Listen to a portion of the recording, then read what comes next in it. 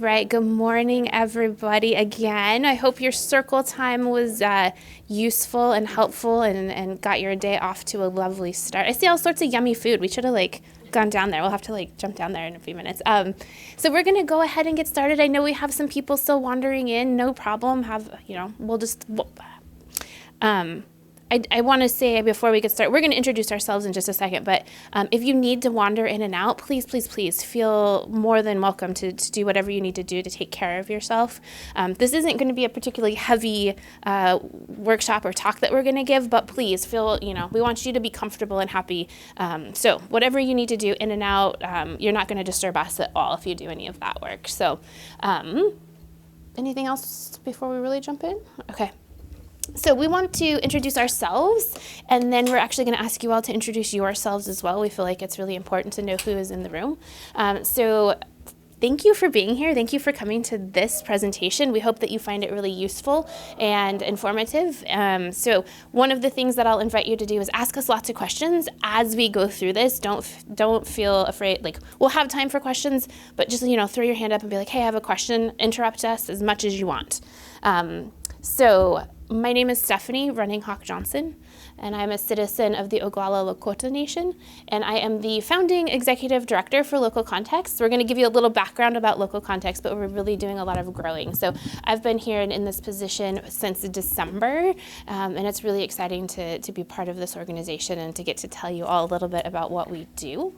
I also am coming from a background, before I was with Local Context, I was an assistant professor, and my research area and the work that I've been doing for the last almost 20 years now is around Indigenous science education and Indigenous sovereignty in lots of different forms. So that's a little tiny bit about my background. I'm going to pass it over to my colleague here to introduce herself. Hi, good morning, Chukma, everyone. My name is Emily Santanam. I'm the outreach coordinator for the Americas with Local Context. Similar to Stephanie, I'm also fairly new in this role. I've been here for about 6 months.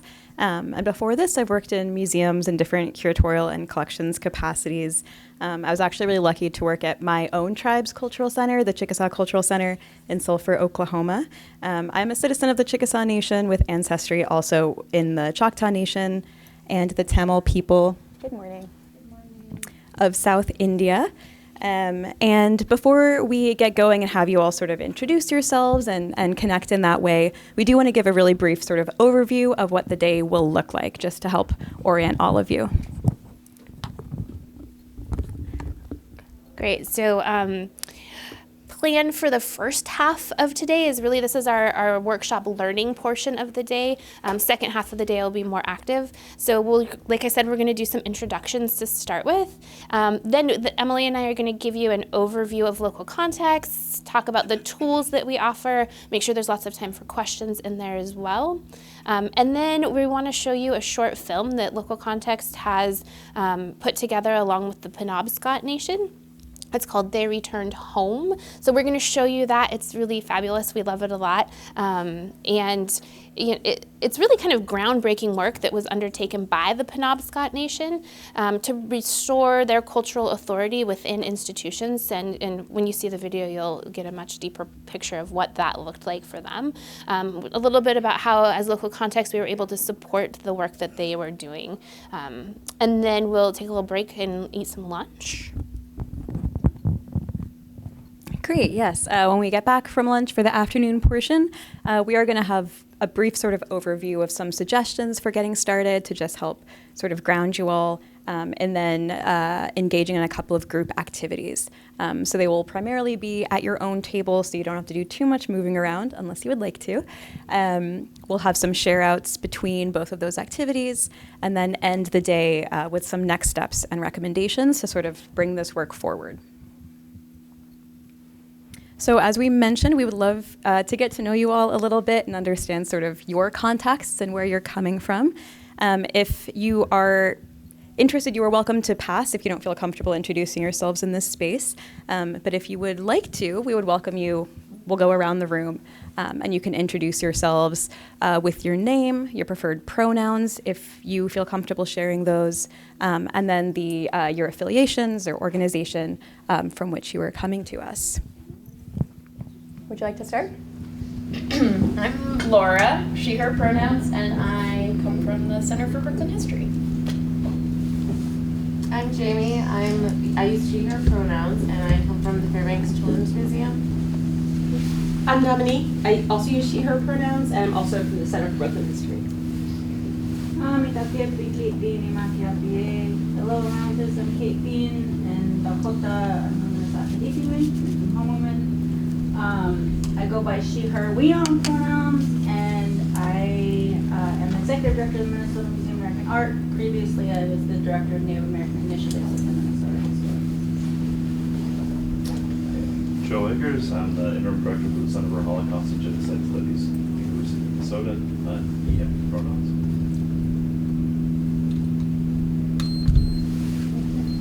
Hi, I'm Sophie Pittman, she, her pronouns. I am the textile specialist and research director of the Helen Louise Allen Textile Collection, which is based at UW-Madison. Hi, I'm Saidi Herrera Orellana. I work for the Oklahoma Historical Society, and I am the multicultural officer. Kevin Mila, he, him. I'm the Senior Vice President for Education and Interpretation at the Minnesota Historical Society. Hi, I'm Kavina Tidwell. I'm a librarian at the Center for Brooklyn History. She, her pronouns. My name is Dakota Mace. I'm the based at she, her pronouns. Currently at the Helen Louise Allen Textile Collection as the object photographer and researcher. I'm Carolyn Jenkinson, she, her pronouns. I'm the collections manager at the Helen Louise Allen Textile Collection at UW-Madison. Jeremiah Travis Helms, he, him, from the Smithsonian, working with our Racial Past Initiative. Hi, everybody. My name is Selena McCain. I'm the Curatorial and Exhibitions Coordinator at the Ogden Museum of Southern Art in New Orleans, Louisiana. My pronouns are my name is Aaron McKenna. I'm UPIC, and I'm the decolonization manager at the Burke Museum. I'm Marjorie Paquette. I'm at the Science Museum of Minnesota. I'm part of the evaluation team here, and my job is to go to all the sessions a little bit today, so I'm going to be coming and going, so apologies in advance. Good morning, everyone. I'm Laura Bartok. I use she, her pronouns. I'm the manager of community science and special projects at the Association of Science and Technology Centers. Hi all, I'm Evelyn Christian Ronning, and I work here at the Science Museum in evaluation and research, and I use she, her pronouns. Hi, I'm Christina Castell. I'm curator of history and anthropology at the Putnam Museum in Davenport, Iowa, and I use she, her. Good morning. Polly Olson. I am a member of the Confederated Tribes of the Yakama Nation located in South Central Washington State. And I serve as the tribal liaison and director of decolonization for the Burke Museum. My name is Sinclair Marie. I'm a part of the Diné Nation. I'm the director of education and lead curator at the Gay Original Art Center, which is in Eastern Kentucky. I'm Hillary Pittenger. I'm use she, her pronouns, and I'm the curator of collections at the White River Valley Museum in Auburn, Washington, which is just outside of Seattle. Hi, I'm Molly Kozloff. My pronouns are she, her. I'm senior curator at the Museum of Pop Culture in Seattle. My name is Alicia Shaw. I use she, her pronouns, and I work in visitor experience at the Museum of the African Diaspora in San Francisco. Good morning, everyone. My name is Melinda Barnadas. I work for the San Diego Museum of Us, formerly the San Diego Museum of Man, as the exhibit developer. Good morning, everyone. My name is Renee Rommel Franklin. I am with the St. Louis Art Museum in the Director's Office, Chief Diversity Officer, and I use she, her pronouns. Good morning, everyone. I'm Katrina Lashley. I'm research coordinator at the Center for Environmental Justice at Smithsonian's Anacostia Community Museum. Buenos días a todos y todas. Good morning. I'm Isabel Hawkins. I'm senior scientist at the Exploratorium Museum in San Francisco, and I use she, her pronouns. Buenos días. Mi nombre es María Oliva Ávila. Soy maya yucateca. Buenos dias, I'm Pamela Maldonado Velasco. I use she, her, ella pronouns. I am the Berkmobile Program Manager, which means I take collections and educators all over the state of Washington. Almost, we're rebuilding from the pandemic. And what's the other thing? Oh, education, yes, education. Yeah.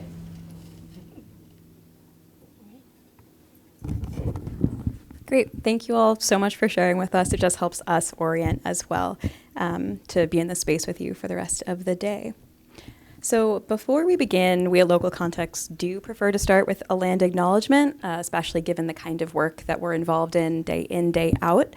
As we'll talk about a little bit in a couple of following slides, our organization is actually based across multiple countries and across different continents. So this is our organizational land acknowledgement as opposed to a specific place-based land acknowledgement.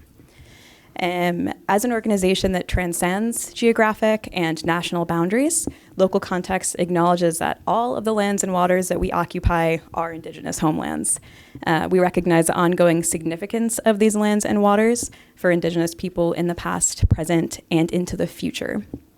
So our work is focused on addressing the ongoing legacy of settler colonialism and in supporting a more equitable future.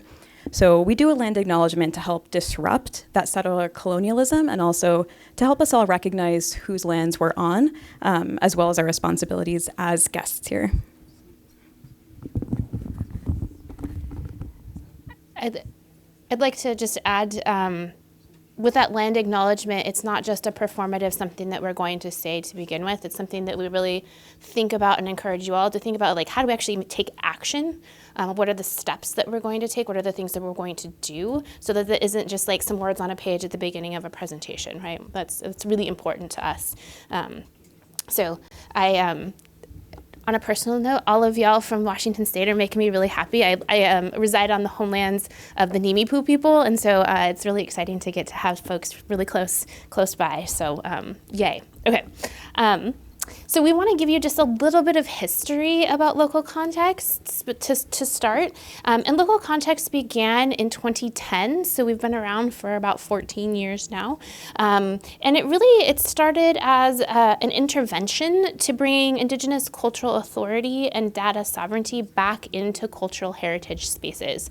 So Dr. Jane Anderson and Dr. Kim Kristen are two professors. Jane's at NYU, Kim's at Washington State University, and they're really the brains behind creating Local Contexts and starting to think about what this means. Jane is an intellectual property lawyer and is really thinking about intellectual property and how that pertains, how Indigenous folks can kind of regain their intellectual property.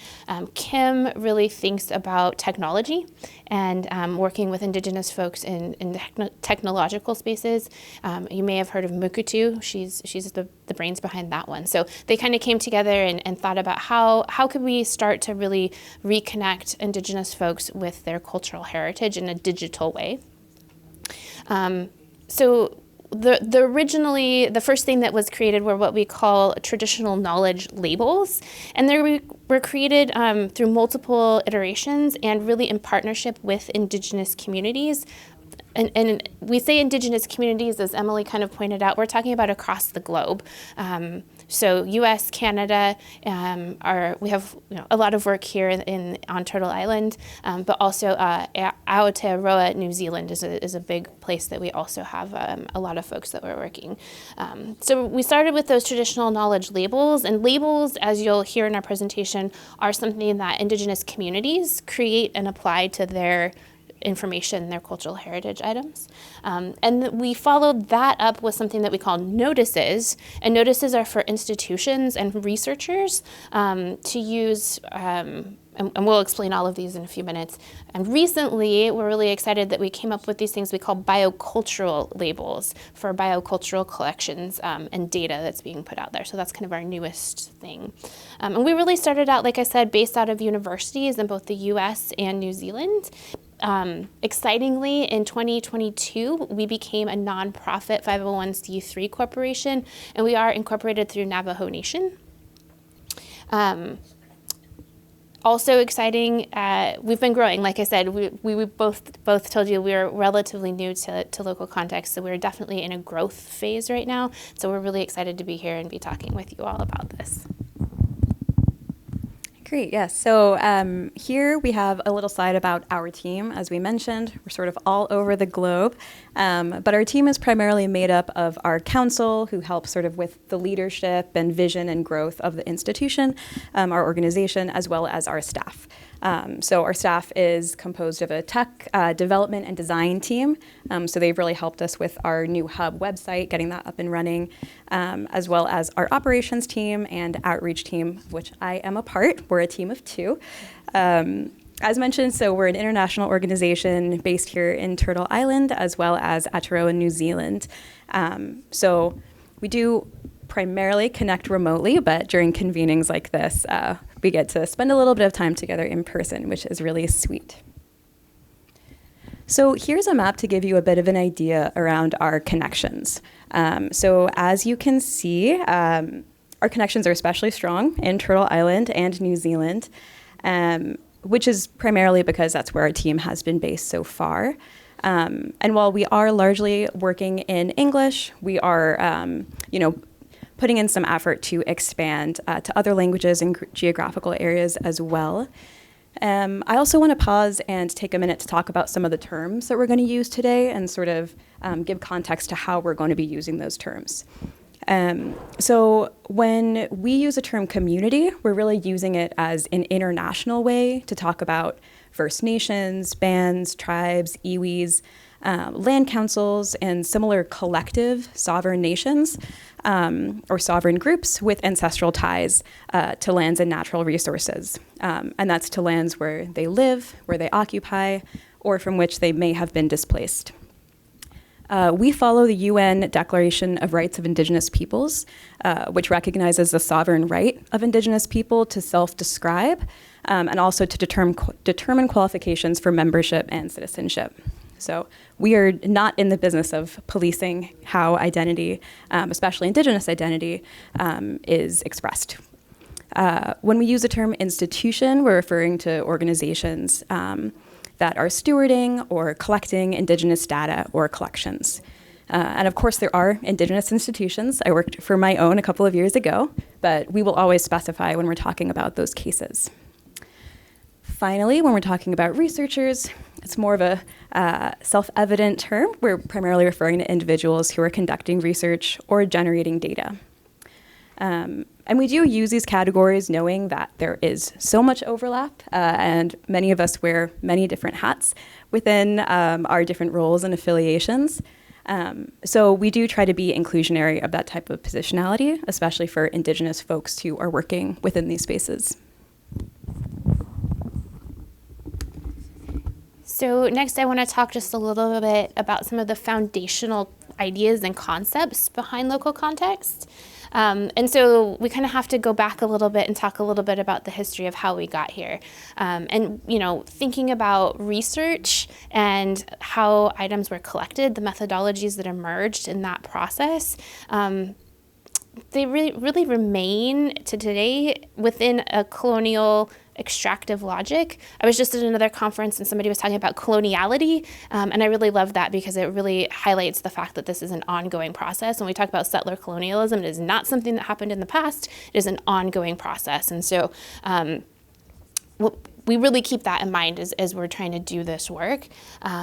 Thinking about research, and research in the Western sense was used to categorize, evaluate, and often to dehumanize people, and really to support colonialism and imperialism. Research was often used as a way to dispossess Indigenous people of their lands and their culture too. So this is complicated for me because I think of myself as an Indigenous researcher, and so it's really a complicated. We could do 3 days worth of just talking about that, right? But I really think it's something important to keep in mind as we have these conversations today. Research really takes Indigenous knowledges and tries to make them into resources and into property to sustain colonial production of knowledge about Indigenous people. And this knowledge production is really often used to produce a deficit view of Indigenous people and really to justify policies that govern Indigenous people's lives. So processes of research really have inherent logics of possession and a hierarchy embedded within them. And oftentimes researcher makes a subject, right? And so when they do research on Indigenous folks, they're really kind of instilling a hierarchy into that system. Researchers today still often will conduct research on Indigenous communities. As a former researcher, as a recovering researcher, maybe one of the things that I really had to think about was like doing research with communities and for communities, and going to a community and asking, saying, here's what I can do. Here are my skills. What would be helpful to you? Right? And so we know that so many researchers don't do that. They have this question and they go to a community to try to answer that question that they have, right? So it's really an extractive process. And in that extraction, the researcher then becomes the owner or the author and has the right to that Indigenous data and that Indigenous knowledge. And that's really, really problematic. I'm seeing lots of nods, yeah. So this process is really embedded in our collections, in our repositories, in our records, and all of that is held outside of our Indigenous communities. So some of the questions that we try to grapple with as we think about this kind of a thing is, who is identified as the author or the owner, right? Information came from Indigenous community, but who actually gets to own it? Often it's the researcher who collected that information based on the way intellectual property works in the US and in lots of other colonized spaces. So who owns that? Who is identified? Is it the collector? Is it the researcher? If Indigenous people are included in the record at all, which sometimes they are and sometimes they're not, but if they are, where are they included? Are their names included? Are they listed as, an owner of that, an author of that, or are they simply the subject of that research? Is the information available outside the institution, right? Do those communities actually have access to that information? Whose name appears in the exhibits, on printed labels, or alongside those works that are on display? So these are really some questions to get us thinking about the way that the information and items are displayed and represented. And the continued effects of this foundation in history really create contemporary challenges for Indigenous people in data and in information systems and collections and all of that. I'm guessing y'all know this because you're sitting here, so thank you, yay. A lot of Indigenous data and collections are held in libraries, museums, archives, and other institutions around the world, which results in those items, those belongings, our relatives, being held thousands of miles away from our communities.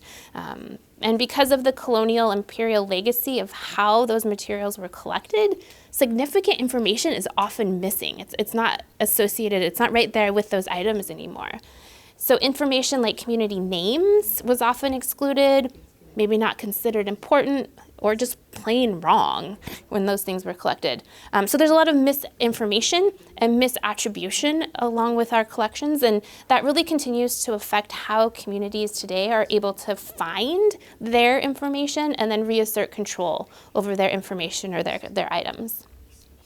So because of the way intellectual property operates, communities are largely not the legal rights holders, and that really leads to a lack of control and a lack of governance. So when we add to that, more researchers are working with Indigenous peoples and Indigenous data than ever before. Much of the extractive or reductive research paradigm remains in place today. Not just remains in place, but continues to be perpetuated. So in this era of big and open data, these mistakes and these omissions exist in the metadata, and they really reproduce marginalization. They amplify the erasure of Indigenous communities, and they're really really replicated into far-reaching digital forms with this digital age that we're living in.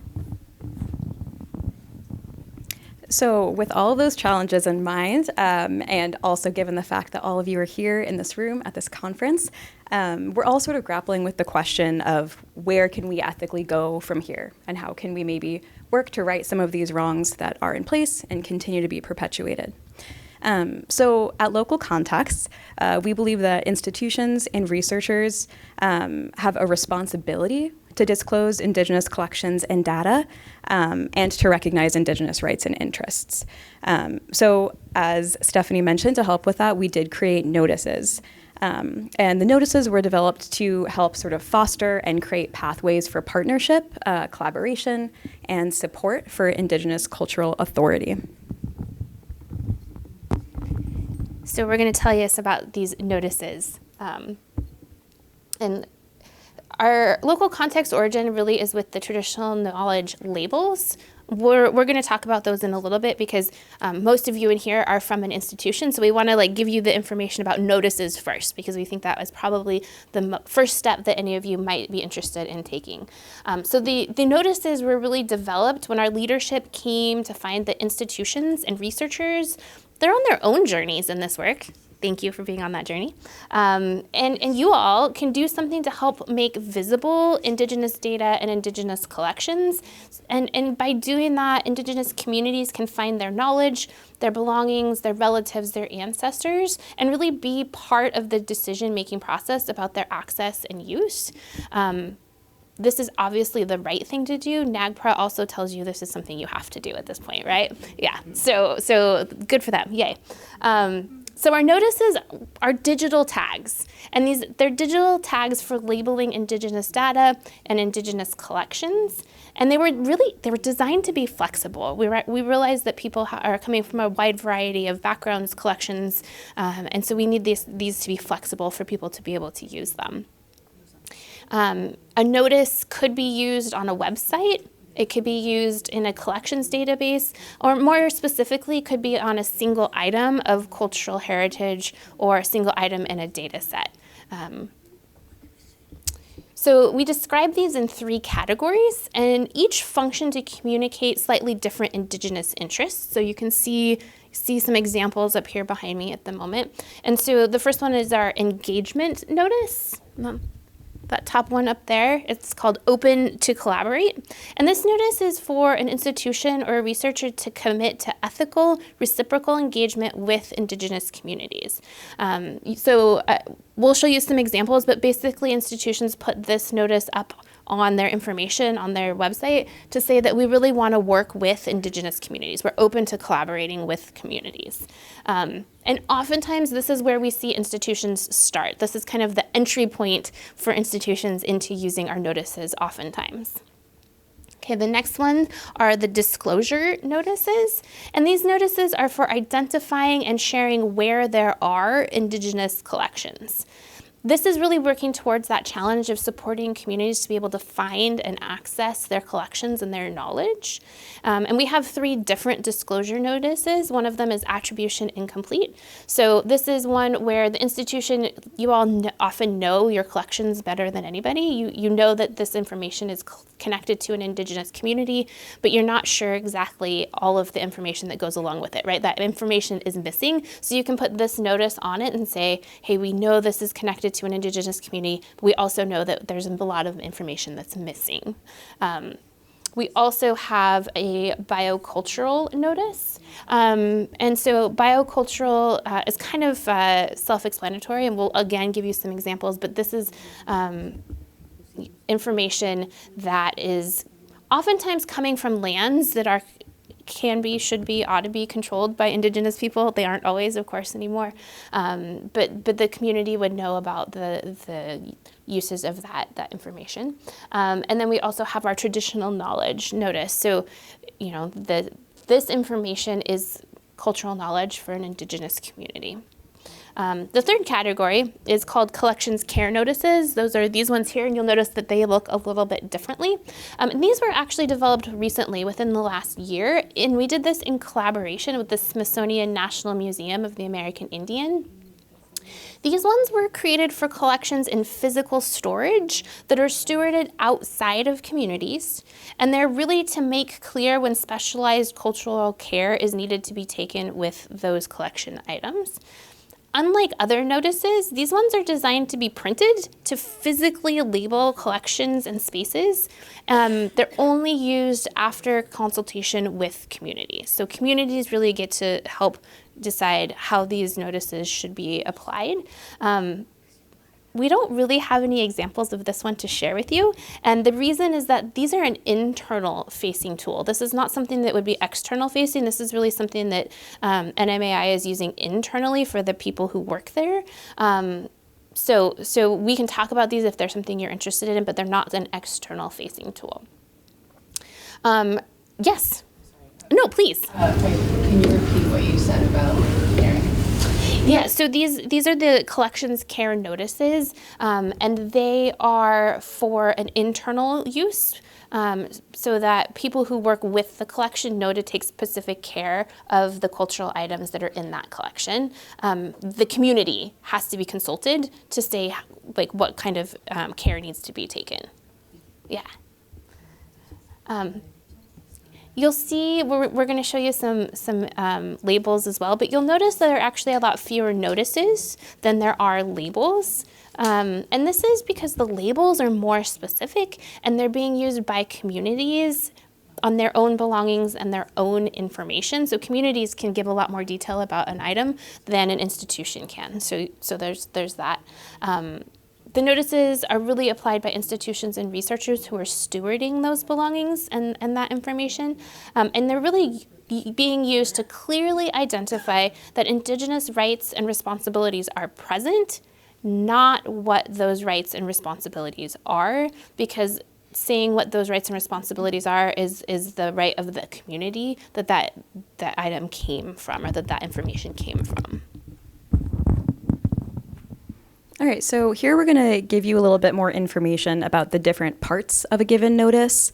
And you'll notice that there are three main sections here. One of the most sort of salient aspects to take into consideration here is that notices are not to be customized by institutions. So the icon on the left will stay the same. And that's just helpful because these notices are used around the world and standardization of that iconography is useful for recognition. The title, which here is TK Notice, also will not change. And the description will stay the same per notice. And here you can see the description included there. The text has been standardized as sort of a simplified measure and marker of Indigenous collections. And we do actually have titles that are translated within our hub website in English, Te Reo Maori, Spanish, and French. And we're working to expand the languages that we offer there. We do encourage institutions and researchers to add supplementary statements to the notice because, as mentioned, the description will stay the same, but we really encourage institutions and researchers to give additional information and context to really help sort of talk through why they are engaging in that work. So now we're actually going to walk through a couple of examples of notices in use. Our first example here is the Hudson Museum of the University of Maine. This is their Maine Museum website. And you can see here that they're actually using their Open to Collaborate notice in concert next to their land acknowledgement. So it is sort of an extra step. I know earlier this morning we did talk about some of the ways in which land acknowledgements can continue to create harm. And so this is one way in which the Hudson Museum was really working to sort of give an extra step and sort of bolster why they are open to collaborating with the communities in which the museum is located. Similarly here, the Academy of Natural Sciences at Drexel University is using the Open to Collaborate notice on its homepage. So this is their homepage. You can see that they put that Open to Collaborate notice on there. So if you go to their website, you see it right away. And they're also using the BC notice on their Lewis and Clark herbarium. Okay, so this is a shot of one of the pages in their herbarium, and they have the biocultural notice because the herbarium is plants, right? Plants that were collected along that Lewis and Clark collected along their journey, that we all know we know the Lewis and Clark story of that journey. And so they put the BC notice on their herbarium collection.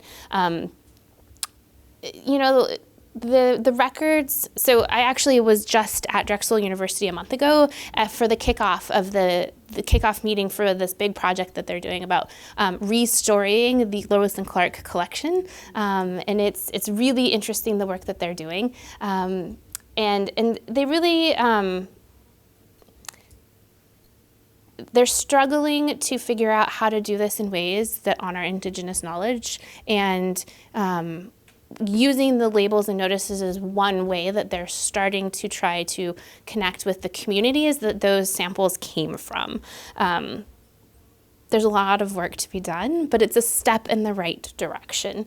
It really, they're trying to create an exhibition that centers Indigenous viewpoints, and coming from a bunch of people who don't quite know how to do that work. It takes some time. So this has been a long project. So this work is hard. This work takes a lot of time, and helping them connect along with the communities that these plants were collected from has been a really interesting process. So we're working on it. We're trying to do this work. And this is, the labels and notices are just a tool for them to then connect with those communities and do the work of connecting the communities back with their relatives that are collected and sitting in a museum somewhere. So here's an example within the Welcome collection, and you can see that they're using two notices, not on their main webpage, but in particular on their Invitation to Indigenous Communities webpage, which is a special page on their website that is sort of inviting communities to help them work through a lot of the misattribution and misinformation within their records. So they're using the Open to Collaborate in conjunction with the attribution incomplete, because as Stephanie mentioned in talking about these notices, they're aware that there is misinformation within the records. They want to fix it. They don't exactly know how. So they're using the attribution incomplete to sort of mark that and invite communities to reach out and work with them and help them really work towards bettering that information. Here's an example of the Open to Collaborate notice in use on an archive page. So this is the University of Alberta archives, and you can see that they have the Open to Collaborate notice in that top left corner. When you click into that notice, you're actually directed to a separate page that again describes sort of why the university is engaging in this work. So they added a supplementary statement, a supplementary page there, and sort of to help talk through that commitment to collaboration. Do they talk to you all about that statement? In this case, they did not, but once they had the page up, they sent it to us and they said, hey, here's the work that we're doing. Here's the, the statement that we created. We are not, again, in the sort of business of vetting that information, but I think the University of Alberta specifically sort of marked out exactly how many collections they had identified with Indigenous data, and basically stated within that statement of, we're in the process of working through this. We've sort of attached this number of notices to this number of collections, and it's an ongoing process. So in this particular case, they actually did a really great job of working through that supplementary statement. And to sort of talk about ways in which notices can be used both on that sort of larger archive page, you can also see a notice being used within a specific archival record. And what was really great, as I mentioned in that supplementary statement, the university added Open to Collaborate notices on 45 of their accessions. They're definitely still in process. There's about 311 different objects in which they want to sort of work through the Indigenous content and interests and knowledge and better identify those, but they're definitely on their way in this journey, so we appreciate that work on their end. So this is from fortepan.us, and this is a digital archive of photos. So they have just a whole lot of photos. They're digitally available, and they're using the TK, the Traditional Knowledge and Attribution Incomplete notices on a selection of their records, that they have recognized that photo is about or depicts Indigenous folks, and so they've put these notices on those photos to kind of be a marker to say, we know this is coming from an Indigenous community. Often they don't know exactly what community or who's in the photo, so they can, indicate that they don't know that information, and it can serve. We understand. Oh, it's gonna rain. We understand that Indigenous communities have a lot of labor that's being asked of them. So it's an invitation to the communities to help add information about the photos if and or when they have the time and the space to do that. So at some point, the community could add a label, but this is a way for the digital archive to at least say they are recognizing that this we need more information about this photo. And that they don't have the full story behind it. We also are starting to work with Flickr. Flickr has an archive, and they have a nonprofit that works with them, and so they're also interested in starting to think about how can they put notices on some of their photographs in their digital archive as well. This is our final example of notices in use, and then we'll switch over to labels, and you can see sort of the similarities and differences of how they are used. This is examples of the Open to Collaborate and Attribution Incomplete notices, again in use on a museum webpage. So this is the Abbey Museum, but they've actually incorporated notices throughout their collections records that are available online. What's really important here is, I think often many of us who work in museums and archives understand the importance of metadata, and you can see that they've created within their metadata here in the object record, they've created a separate line item for local context, so that anytime they create a new object record, they have a new accession, they're able to easily add in a notice and then hopefully a label to accompany that down the road.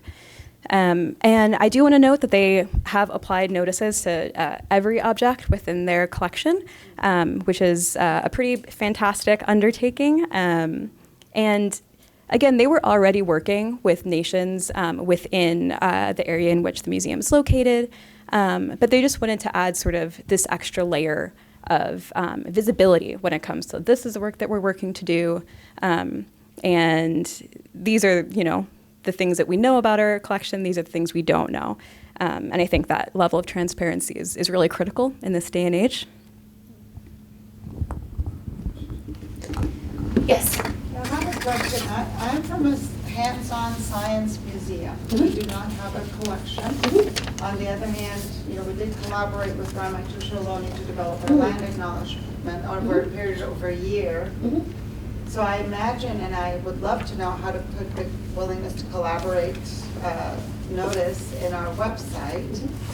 But also, since you mentioned so rightly that colonization is an ongoing process, how can we use these notices moving forward as we, for example, we have videos of Doña Maria making tamales for Day of the Dead, for example. How can we make sure that we attribute her intellectual property and her knowledge, her traditional knowledge, in a way that's visible, that is curated?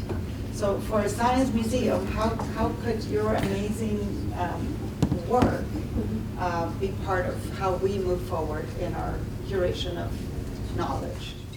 Yeah, thank you for that question. I appreciate that. I think one of the ways is I'm assuming you do have a website, yes. So you could certainly you could certainly put this on the website. If you have videos, you could put the notices next to the video. Since you're already working together, you could actually put have a label created that goes with it. That's in Donia's words, right? Her, so the labels, as we'll talk about, are customizable. So you could have that since you already have that relationship built, you could put that there. But you could stick these on your website. You could stick them there. The other thing we've seen, and I think we have an example that we'll show. We actually have an example of of a tribe, the Scowlets. They printed. They have the physical. Like they're really beautiful. They're on wood. They've like imprinted them on wood and put them in the physical space. So that could also potentially be another way. One thing that I don't know if we've had anybody do it. One thing I think would be really great is if you had that physical, like the icon in a physical sense, and then had a QR code where somebody could just scan the QR code and pull up some information, more information on their phone in that physical way. Do you want to add? Question about the notices as well. Absolutely.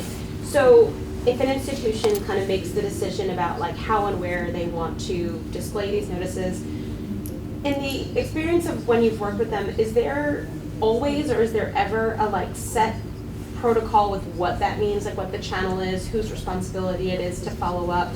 That's one question. It relates to there's often like contested authority that goes along with this, and so that's I don't know if that's coming, but Yes, absolutely. Thank you for those. Do you want to take the first one? Sure. Yeah, I think we understand the flexibility within these tools, and so because of that, we don't determine like a prescription of this is step A, B, C. And this applies to every single institution or researcher who's engaging with these notices. What I will say is we do often see institutions and researchers in that supplementary statement that they add sort of next to or beside the notice, giving a point of contact. Because oftentimes if you are inviting communities to collaborate, you then need to follow up and say who are you collaborating with? What is their position here? And what are the goals that they're hoping to work towards in terms of building that relationship? So that's one part that I think can be incredibly helpful in terms of just helping sort of solidify that point of contact for folks. I think, too, one of the things we'll do this afternoon in the workshop piece is do some of that work that you were just talking about with identifying who in your institution needs to be on board and needs to be part of this process. And like, how do you then like kind of institutionalize these in a way, right? So we don't have a prescriptive answer, but we love having those conversations and having those, thinking through that with people. We also have working groups, and so we would, if you're interested in doing these, we would love to invite you to some of our working groups, and they're kind of regional. We have some that are like Maine or New Mexico, because we have a lot of folks in those spaces, but we also have some that are a little bit more regional, let's say. Maybe we need a Pacific Northwest one is kind of what I might be hearing here. But that gives folks a way to talk with people at other institutions who are using these and do these work. And so we can kind of connect you with other people who've done it, can help you, through that process of things. Yeah. Did that answer your question? Yes. Okay. Yeah. I have a little bit of a follow-up question. Mm-hmm. I like the idea of the notices. I think it makes a lot of sense. But of course, in this museum's work, it requires the tribes. And my question really is do you provide guidelines to kind of reinforce tribal sovereignty, especially if like people aren't enrolled but are claiming authority, or perhaps if what you do if there's a not federally recognized tribe in the line and stuff?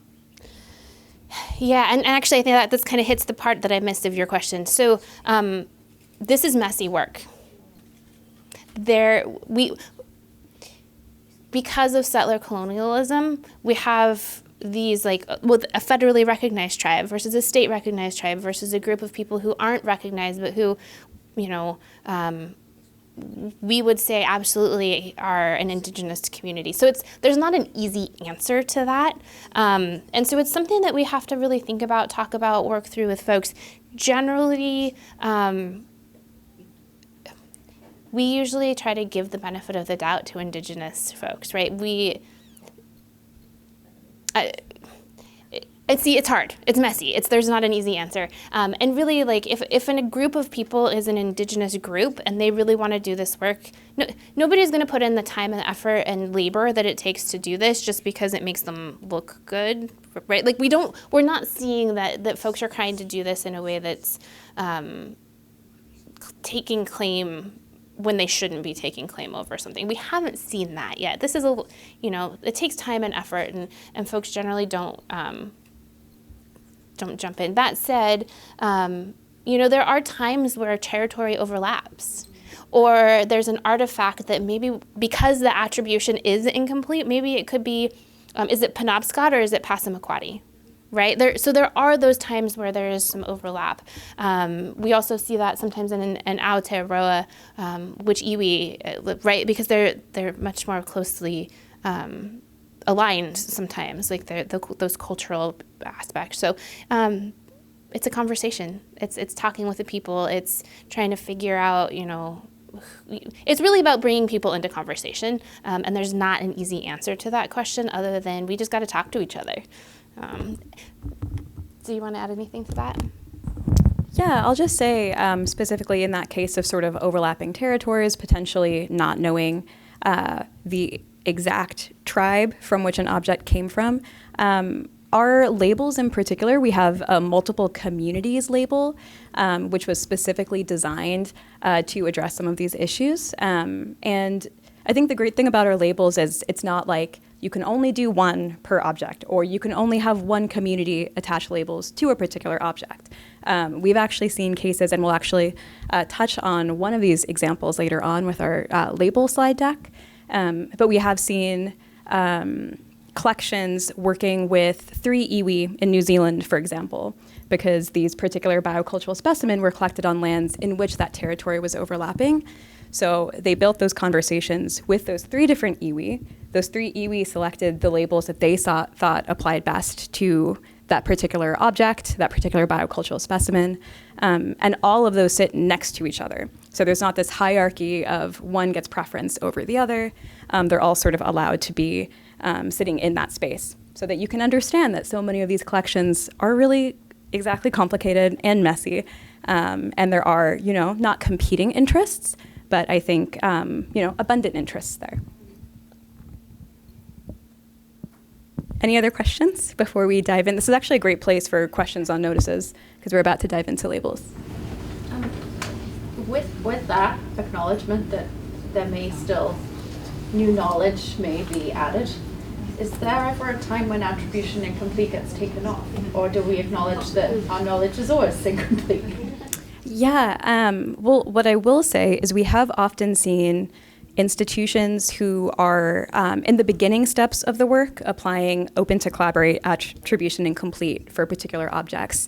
And then, as we know, building these relationships with community can take multiple years.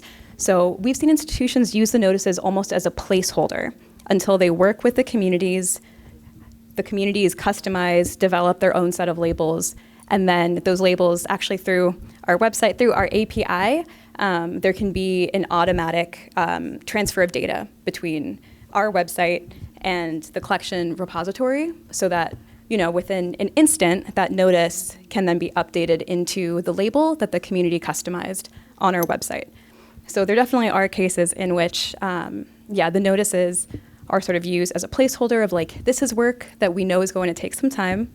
This is sort of a pause button on that. And then once that relationship is built, then that information gets updated. So that is a great question because we've seen that take place. Anything else?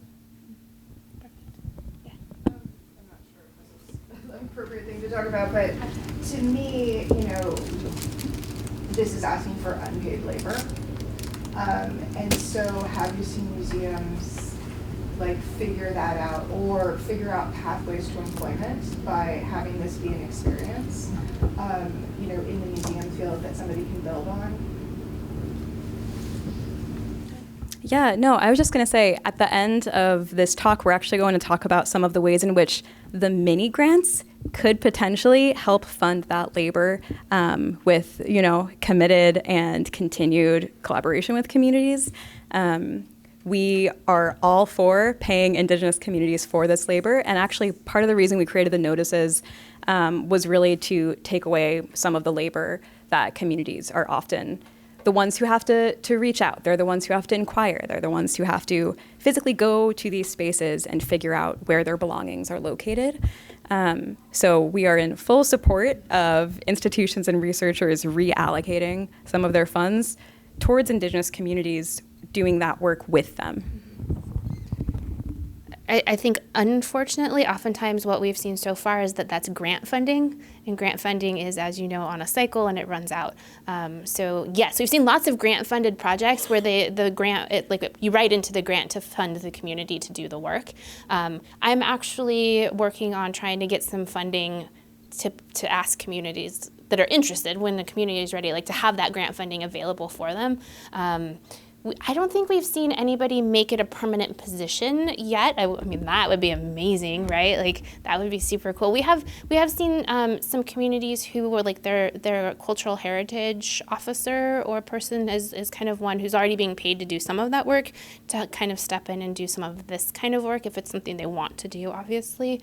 But it's a work in progress for sure. Yeah. As a former researcher, that's one of the things. I write grants anyway, so when I write a grant, I'm going to write that in to compensate the community fairly, or as fairly as I can. Yeah. Did we have another? Yeah. I have a question. So you guys are talking about your collaboration with Flickr. I'm kind of curious. I have a two-part question. Whether there are watermarks being created for images to place the labels onto, and if there are any embedded metadata profiles that are being created. And if there is there an opportunity to make those available to independent and contract photographers who work with these institutions, so that way that labor doesn't fall on other Indigenous people researchers that have to do that work? Those are great questions. Thank you. We don't have a watermark as of now. But that might be something as we think more of the photographic pieces of this, of how could we do that. We are not the technical side of things, so I can only sort of answer part of your question. So when it comes to the metadata pieces of things, we have what we call the hub, which is where institutions and communities both can go in and create projects and create the labels and notices to apply.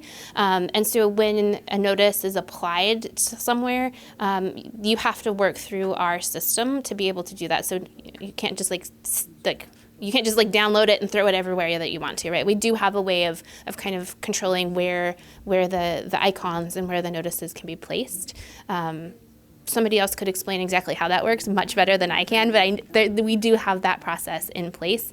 We're currently, we haven't talked about this at all yet, we're kind of currently undergoing a change where we're moving to a subscription model versus being grant funded, and that's actually one of the things that we're working on, is having an API key, so that API key is there to push the information out and keep it kind of safe. But I'm really interested in this idea that you're talking about as a photographer, how to put a watermark or how to do that.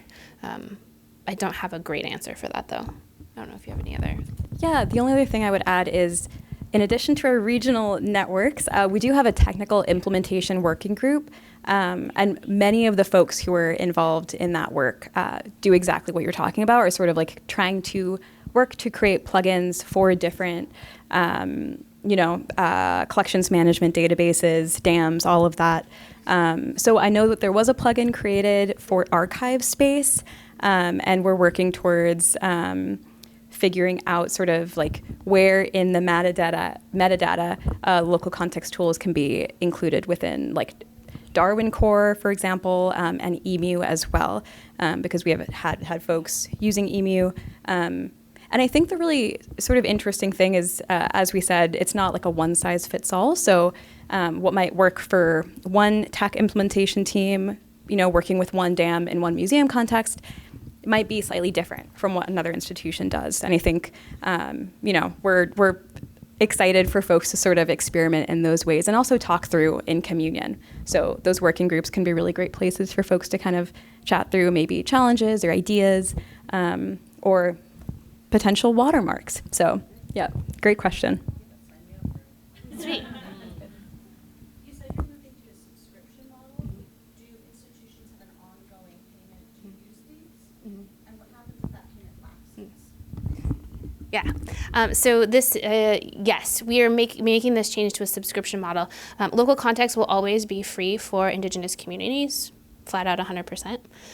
What we're moving to now is asking institutions to do a subscription, which is a small yearly fee to use our hub, to create projects, to apply notices, and to use our API as kind of, we have this bundle that goes along with that. If folks are interested, I can give you lots more information about what that looks like.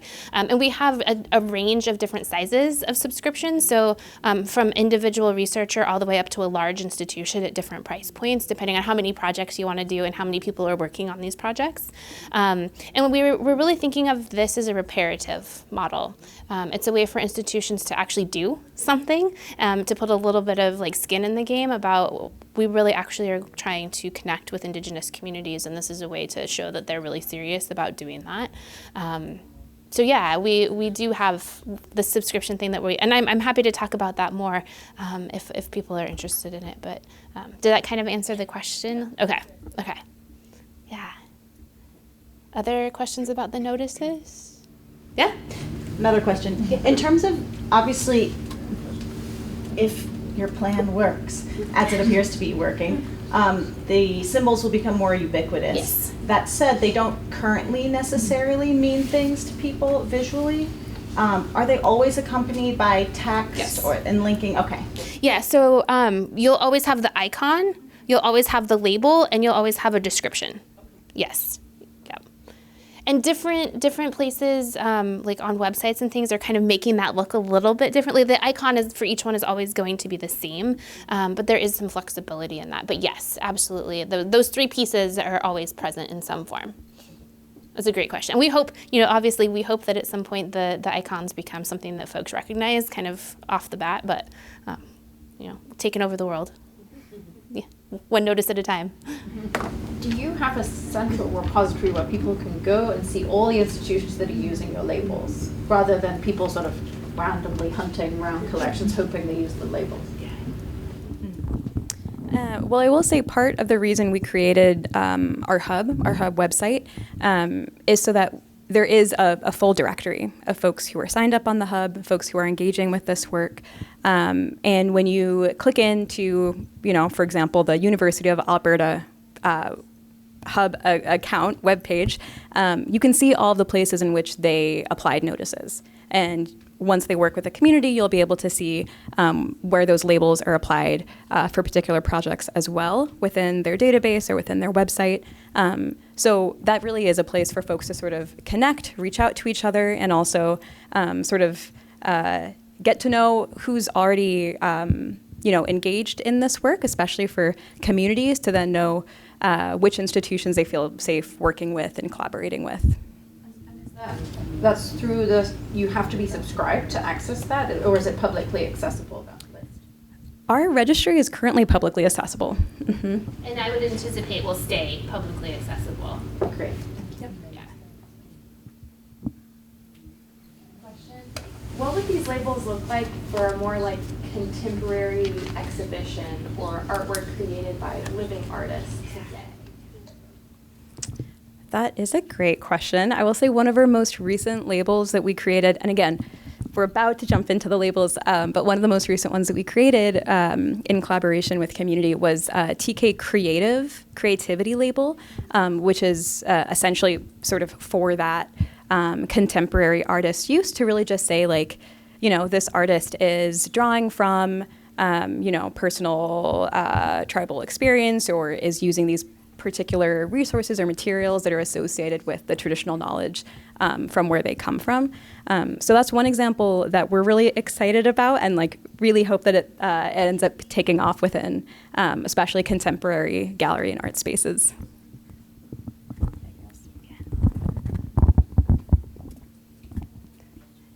All right, on that note, maybe we'll talk a little bit about the labels and like keep asking questions. These are fabulous. We love questions. So what we looked at so far really are the tools for institutions and researchers. But we wanted to like show you some of these labels as well. So the labels are created through collaboration. We've really come up with these labels that are created by the communities, and the community then can place their label through the institution onto those collections and the information. And our labels really support Indigenous communities to reinsert their cultural authority and their sovereignty into these spaces that historically have marginalized or erased them. And so the communities are able to use labels to really clearly state the provenance, the protocols, and the permissions of the materials that we're looking at. So these are the icons for our labels. On the left, you'll see there are 20 traditional knowledge labels, and on the right, you'll see 10 biocultural labels. Like I said earlier, we started with the traditional knowledge, so we have more of those because we've been doing those ones longer. The biocultural, we're still, they are a little bit newer and we're still working through. So these are growing. Like the number of these that exist are growing because they're made in collaboration with the community. And so if a community finds that they want to put a label on something and there isn't one that fits what they need, we'll just make another one. And the goal of the labels really is to support that basic acknowledgement and attribution to initiate the disruption of the settler systems, but they really also move towards supporting Indigenous authorship and access, and further beyond that to Indigenous authority and autonomy, as well as they really support institutional accountability. So both of our BC and TK labels have been developed out of international community partnerships, so Turtle Island as well as New Zealand primarily. And it's really in partnership and in iteration. Like we have gone through lots of different processes with different communities to figure out what these labels need to be, what the communities want and need these labels to be. So communities have really shared their needs in safeguarding their cultural and intellectual belongings. And so that's how we've created the labels, is like through what the communities have shared that they want. Similar to how there are different Creative Commons licenses. I don't know if you all know a little bit about Creative Commons. So it's similar to those that have different restrictions on use. Each of the labels has a different meaning or a different purpose. However, unlike Creative Commons, the labels are not legal licenses. They're educational, and they are also not tied to who, quote, owns the material. The labels can be used by communities to express local and specific conditions for sharing and engaging in future research and relationships in ways that are really consistent with the existing community rules, governance, and protocols for using, sharing, and circulating both knowledge and data. Our labels offer a strategy to help anyone who accesses the material to understand its significance to the community that it comes from and to the community that it continues to be related to. Labels promote new standards of respect by embedding Indigenous rules and protocols within digital systems. So the label's meanings are really related to provenance, which is where something comes from, to protocols, which is how it should be accessed, and to permissions, which is how it should be used into the future. So you're going to see, I already mentioned, there's more labels than there are notices, and that's because the labels are really more specific. Labels are being created and used by communities, and the community, these communities are using these on their own relatives, their own ancestors, their own information, and so they're able to be a lot more specific than an institution is able to be. So the notices being applied by institutions and researchers who are stewarding those belongings and that information, and the notices are being used to really clearly identify the Indigenous rights and responsibilities are present, but the community is the one that gets to tell you what those rights and what those responsibilities actually are. So we're going to look at some examples of our labels, but they were really designed to be flexible. Just like our notices, our labels are supposed to be flexible. And a label could be used on a community's website or a collections database, or maybe on a single item of cultural heritage. They could be used on different data sets. And they were originally developed to be used on digital heritage. So the concept was really kind of a digital thing. But as you're going to see today, Indigenous people are ridiculously innovative. And so they have come up with lots of different ways to use these icons and these labels that are way better than what any of us at local context could have imagined. So the traditional knowledge labels are really for use on cultural heritage. So I would guess most of you are probably going to fall into that category. And these labels identify cultural material that has community-specific conditions regarding access and use of those materials. The biocultural labels were developed starting in 2019, so really those are much newer. And they're really to support community expectations for biocultural collections and data. And they're really, we hope that they support Indigenous people's rights to decide how biological collections data and genetic data that come from their lands, waters, and territories are used. In recent years, there's been growing support for open data and open science with big data, and that means Indigenous data is often circulating outside of their communities. So alongside this support, there's also been a movement for Indigenous data sovereignty and access and benefit sharing as included in the Nagoya Protocol. So labels are a way to keep Indigenous provenance rights and interests with the data as it's generated, but also as it moves through different systems. Great. So here we're just going to dive into one label from each category that Stephanie just mentioned. So I won't have time to go through all 30 of the labels, but they are all accessible on our website if you do want to sort of dive in and see what labels your specific community, if you come from an Indigenous community, may be interested in. So first up at the top here, we have an example of our provenance label. And this one, as I mentioned earlier, is our TK Multiple Communities label. And we've seen this label be really helpful.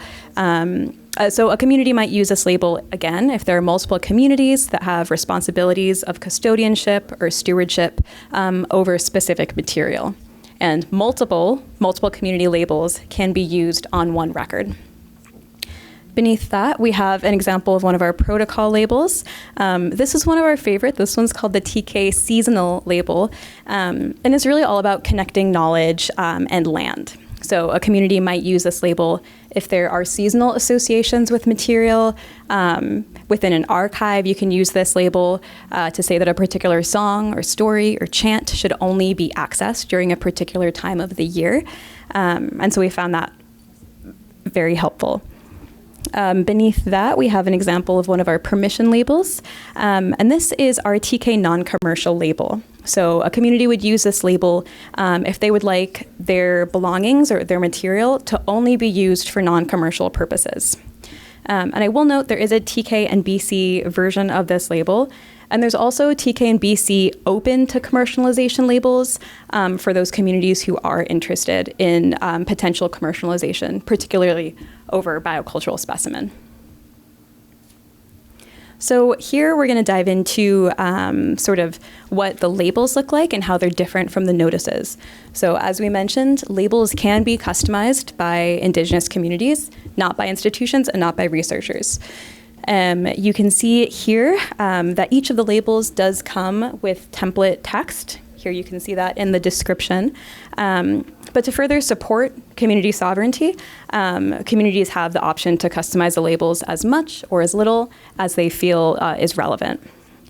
So here we're looking at the TK attribution label, which is all about naming and putting proper attribution back into records. So again, we'll review the three main parts of the label. The icon, much like the notice, does not change. It's going to be transferable across different use cases. The title here can be edited, and we most often see communities translating the title into their own language. Beneath that, we have the description, and again, communities can use this text as it is. They can insert their name where they find it relevant, and they can also really give local contexts to the reasons behind their use of this label. And this is really just an expression of sovereignty that adds that extra level of specificity and local conditions and meanings around the idea of the label for a particular community. So we're actually going to look now at an example of that very label in use. So we're going to start with the Scowlitz Band of the Stolo First Nations. They are located in what is now British Columbia, and this is their website that you're seeing here. So a screenshot of the homepage. In the top right corner, you can see there are 4 labels that are available up at the top, and those label icons. And when you click on the label icon, it will come up with the full text there. So this is a comparison slide. The label that the Scowlitz curated and edited is going to be on the left here, and then the template is on the right, just so you all can see sort of the differences between a customized label and an uncustomized label.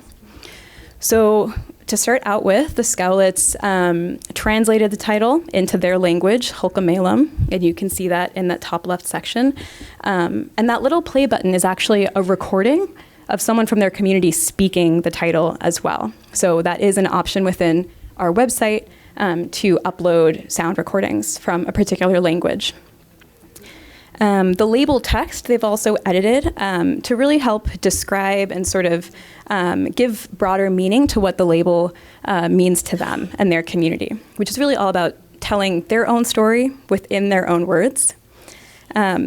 And so by using this particular TK attribution label on their website, the Scowlitz are marking, labeling all the information and stories that they're sharing on this website as their true knowledge as a people and as their true history. And they're also asking viewers to access and use this material in a really a respectful way and to attribute the Scowlitz in any ways in which that information may be shared. So next, we want to share with you an example of how communities have worked with institutions in order to apply their labels. So first here, we're sharing the Passamaquoddy tribe's labels in the Library of Congress archives. So the Passamaquoddy are located in what today is known as Maine. And a researcher, one of those pesky researchers, they made some sound recordings of Passamaquoddy songs and stories back in 1890. And so in this slide, you can see how the Passamaquoddy community worked with the Library of Congress to integrate their labels into the Library of Congress's website and archival records. If you look at the bottom right, the Passamaquoddy customized their labels to include label titles in their own language. And they're using 3 different labels on this record. They're using the TK Attribution, TK Outreach, and TK Non-Commercial. So Passamaquoddy and Library of Congress really worked together to have this happen. So the Passamaquoddy had control over some provenance, some protocols, some processes within the Library of Congress's data sets. A quick question. Who initiated that partnership? Was it through the tribe or the library? Ooh, that's a good question. I think it was the tribe. Yeah, Passamaquoddy did the work on this one. Library of Congress, don't repeat this. We have to drag them kicking and screaming into some of these things. So the tribe was definitely. Yeah. One other thing I'll mention about this particular case, I wish I could scroll down on this slide, but it's a screenshot. But some of the really transformational work that adding labels can sort of result in has been seen through this case. So Harvard was actually the rights holder of the Passamaquoddy's war song and their trading song. But after the Passamaquoddy worked with the Library of Congress, applied their labels. Harvard actually decided to transfer their rights back to the Passamaquoddy. So in the rights field of this record, it was originally Harvard University.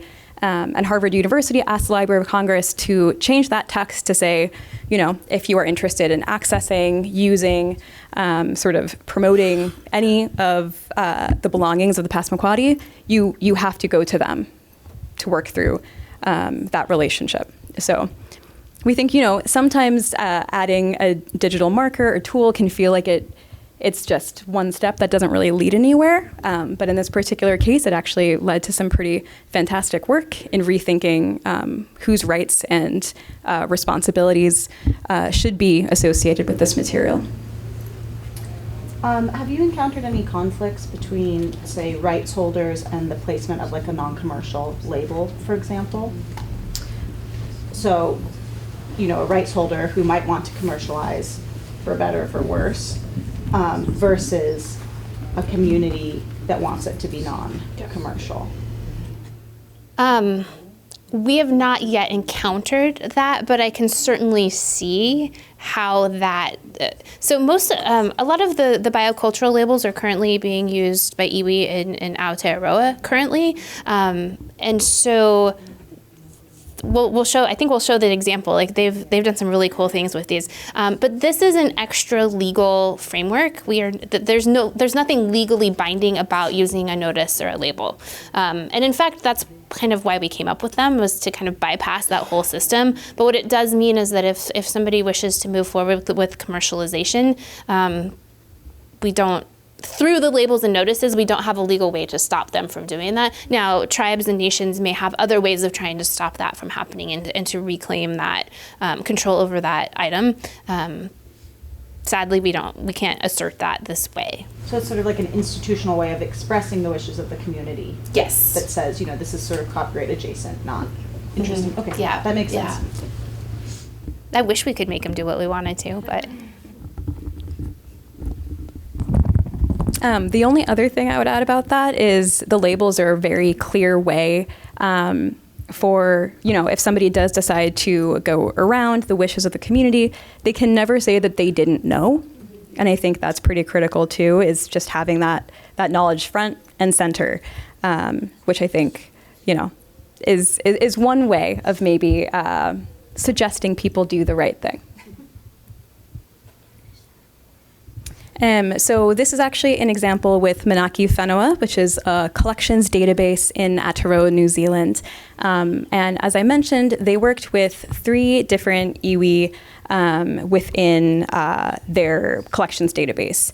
And here you can see an example of one particular piece of biocultural specimen that only had applications to this particular iwi. And you can see that they applied the biocultural provenance label as well as a biocultural consent verified label, just to say that they went into this partnership and this process and are giving their consent through that research. And what's really great about the work that Manaki Whenua did is they applied biocultural labels and worked with these 3 communities to apply labels to over 6,000 specimen records within their collections. So it is a, you know, they did the lion's share of the work, and in addition, they've also applied the biocultural notices. And again, they used that as sort of an initial placeholder and then decided to keep that up as well, even when the labels came in after. So institutions do have that option to keep the notices even when the labels come in after the fact. So here's another example from Aotearoa, New Zealand. And this is actually with Te Whakatohia, which is an iwi in Aotearoa, New Zealand. And what's really cool about this one is they created an application, like a phone app. You could download it on the App Store and Google Play. And the iwi have applied labels to some of their waiata or their songs or their chants within the app.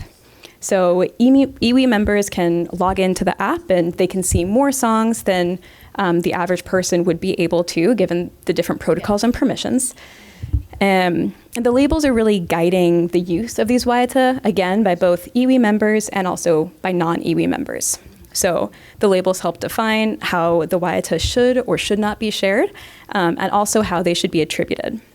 So here, for example, you can see on the right, the iwi is deciding to use a TK verified label, really to mark that the song and information are true and correct and coming from Te Whakatohia. And you can also see the different traditional knowledge labels that they have included at the bottom of the slide. So our final example is from the Stockbridge-Munsee Band of Mohegans, and they've actually ingrained labels within plant markers in their medicinal plant garden on their homelands. And they've also included it within pamphlets, their website, and their associated exhibition materials. And they're using the TK verified, the outreach, and the non-commercial. So we like ending on this example just to show you sort of the wide-reaching ways in which folks are really engaging with this work. So that concludes this section of the presentation. After this, we are going to dive into a short film that really helps sort of give you a deep dive into one particular case study with the Penobscot Nation. But before that, does anybody have any questions? I'm at an art museum, and this question may not relate to everyone, but I'm wondering, and this is more visitor-facing, right? But most art museums, or a lot, use like TMS, which is behind. But TMS informs the visitor interface many times. Do you have any examples? Because we've done a lot of work with TMS, and so if I take this back and want to do something else, do you have any examples of how they align or lay over top of each other? Yes, I will say we have worked with different institutions that are using the museum system, so the TMS database. I don't believe there's a plugin currently, but we have seen ways in which folks that are on that sort of registration side or that collections management side are being able to insert labels within the metadata in the rights field, for example. So there are ways in which if you add that information into, that like background collections website, then, for example, if your institution has like an e-museum or like a frontward-facing space to access collections information, then they would be able to pull that information from the database and have it be accessible to the public on that public-facing website. In addition, we've also seen folks sort of use labels within exhibitions. And so that's one way that you could, once you know exactly what your list of items that you're curating are, you could then sort of create physical labels to attach and have folks interact with.